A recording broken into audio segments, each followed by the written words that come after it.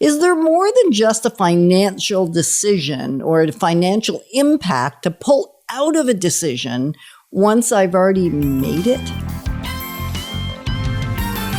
Moving forward with the DekkerTeam. Moving forward together with the DekkerTeam. We at the DekkerTeam have enjoyed for over 30 years helping people, not just buying and selling real estate, because we do that. That's our primary. It's kind of like our go-to activity. Yeah, but also helping people build their finances, helping people build wealth, helping people build their relationships, like repair relationships, thrive in relationships, helping people even grow in their faith, and helping people, this is the one I love, helping people increase their self-esteem, like get over roadblocks that have happened in the past. Because we actually make better decisions then. Yeah, which we've done through Roar Canada, helping people grow. So for over 30 years, helping people grow in their life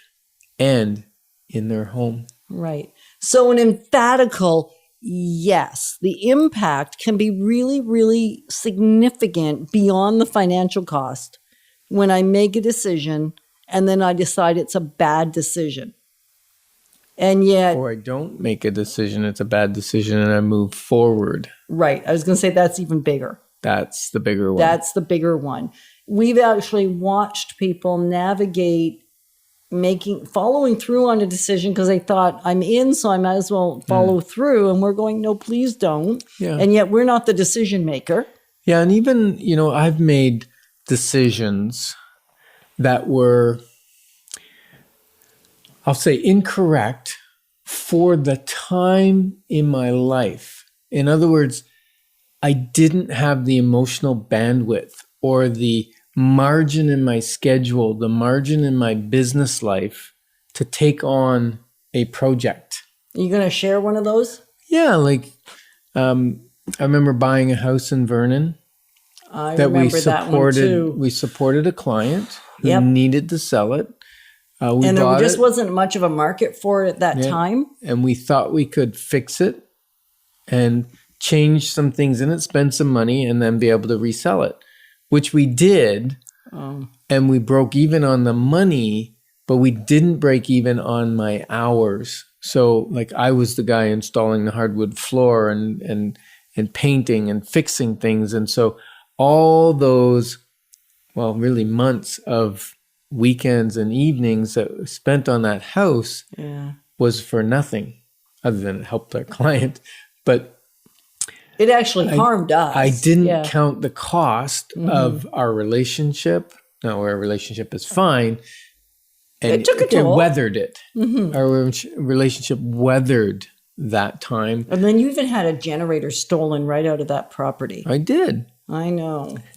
Just a little, put a little salt on the wound. Yeah. But that's the kind of thing is, can you measure not just your financial cost of making a decision, but what is the physical cost, physically to my energy, my being?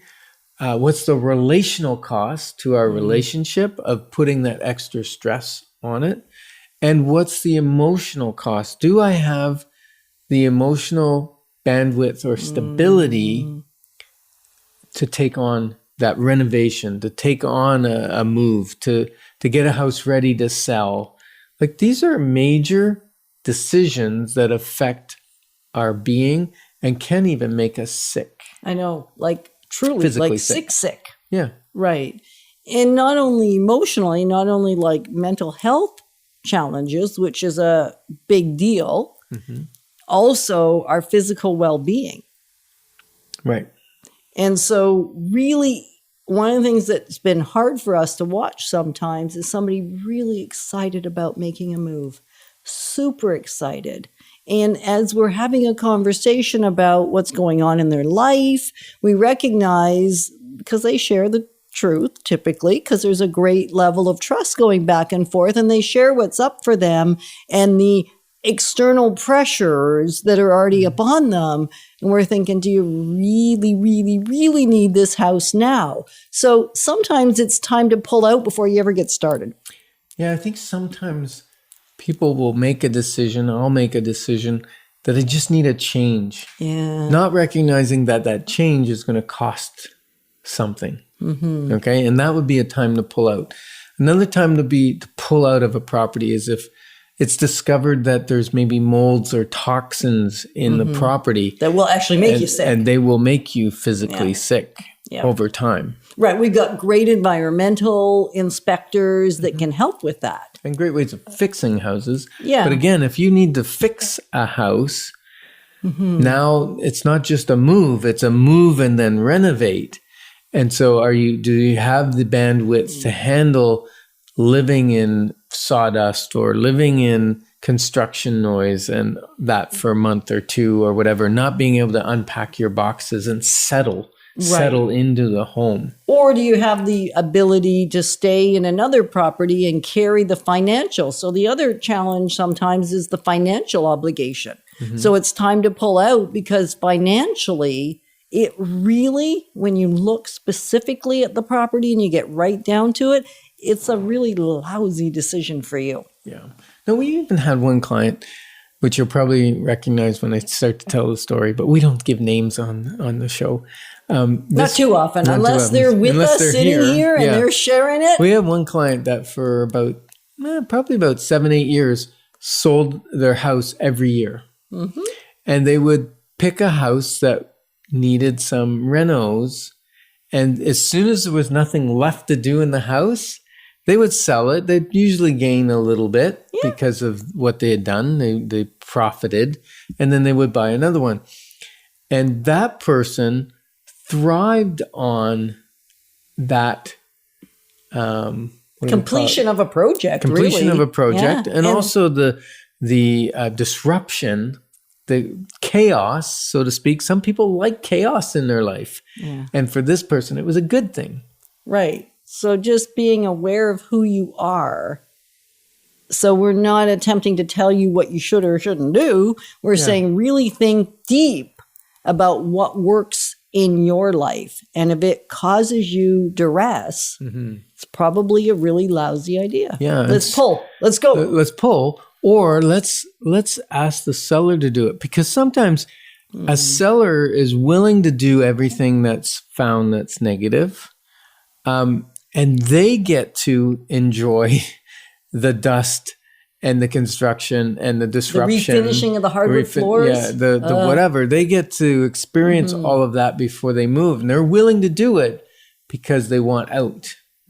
They have another place to be. They have a promotion. They have a bigger house they're moving to, or they can't afford this house anymore. They want a small house, or they're changing style or whatever, right? So the beauty is that you can sometimes pass that on to the seller to do, and then you move into what's almost like a brand new home because the work's been done. Right.